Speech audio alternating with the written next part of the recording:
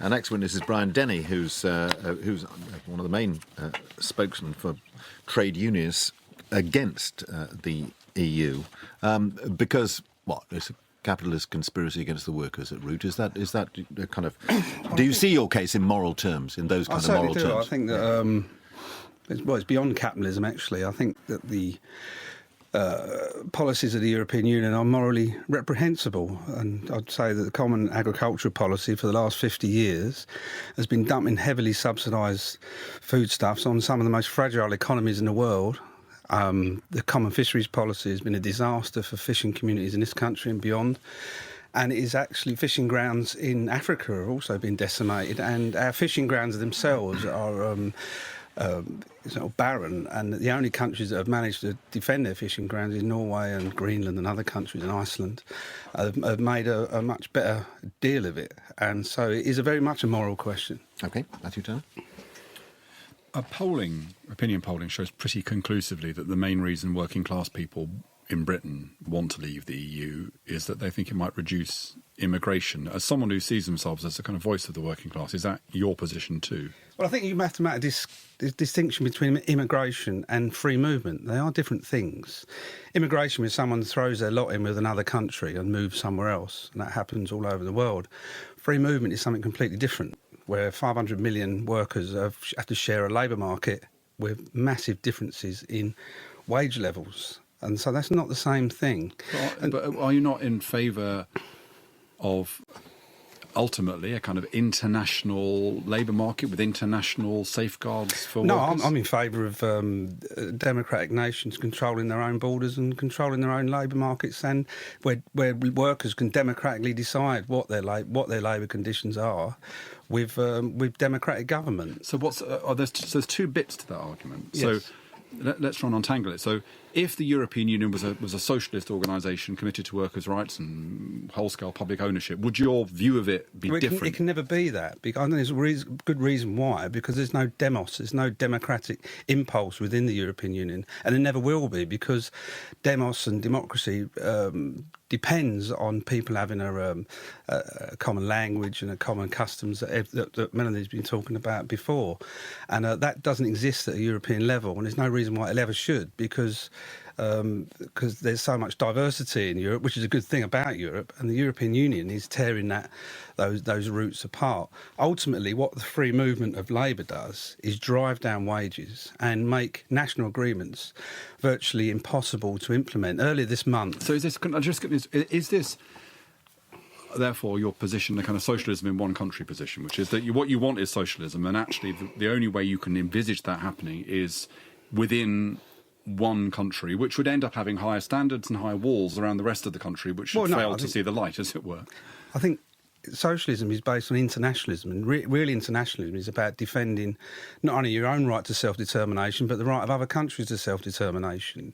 And it's not about imposing standards on other countries. It's rather that socialism is from the bottom up, where you build confidence, and working people feel like they have a stake in society. So what is your model? So that's very interesting.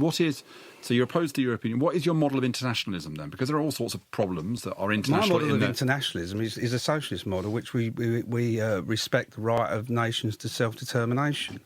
What the European Union does... regardless of what those nations want to do. So if Russia says we have nothing to do with any action on climate change, so you're happy for countries to act unilaterally, even if that would undermine the capacity for global action. Well, you don't have to have a political bloc in order to have self-government. The United Nations has existed way before the European Union, and the United Nations recognises the right of nations to self-determination. That's why it was put together after World War II, so we don't have this internal imperialist domination of one country over another.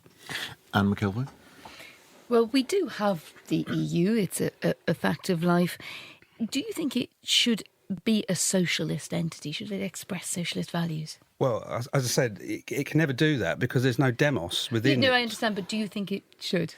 Was my question. Yeah, but it can't happen. How can it be? Because it hasn't got a democratic ethos within it.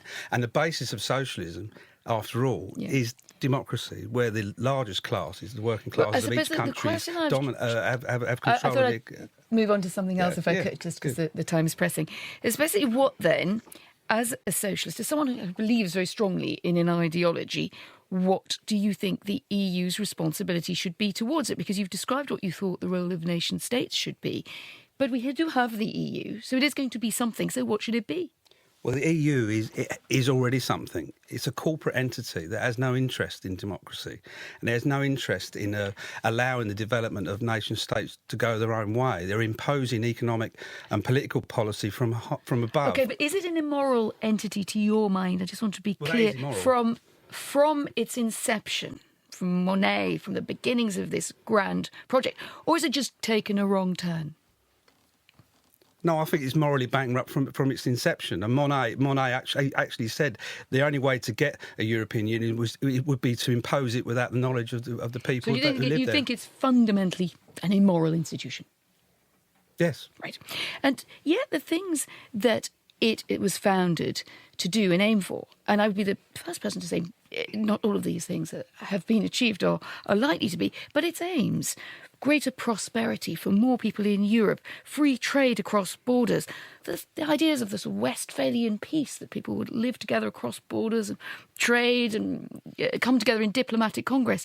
Are these not moral aims? Well, actually, the EU was founded on a coal and steel agreement to control the production of steel, and it's based on a political construct that seeks to roll back democracy at every turn. So you don't believe anything that the people who genuinely believe in it as a moral force have any right on their side? That, for instance, the pursuit of prosperity and free trade, these are moral undertakings, aren't they? I think you can have free trade without being in a political bloc. I don't think that free trade is mutually exclusive to that. I think Switzerland's not in the EU, but it trades freely with the rest of the world. I suppose what I was trying to get to, Mr. Denny, is that although much may go wrong along the way, and we can argue about what we like and don't like, but there was something in the founding of the European Union after the catastrophe of the Second World War, which was intended as an ethical endeavour, and that for many flaws that is still somewhere in its DNA. Yeah, well, if you look at the Yes. Treaty of Rome, the Treaty of Rome is based on an economic theory of free competition, which is obviously it's not. It's domination by corporate power. So its very inception is morally bankrupt.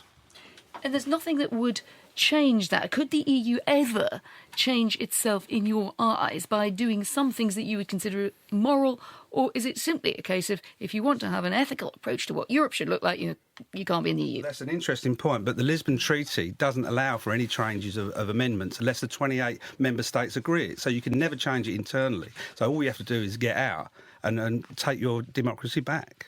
Brian Denny, thanks very much indeed.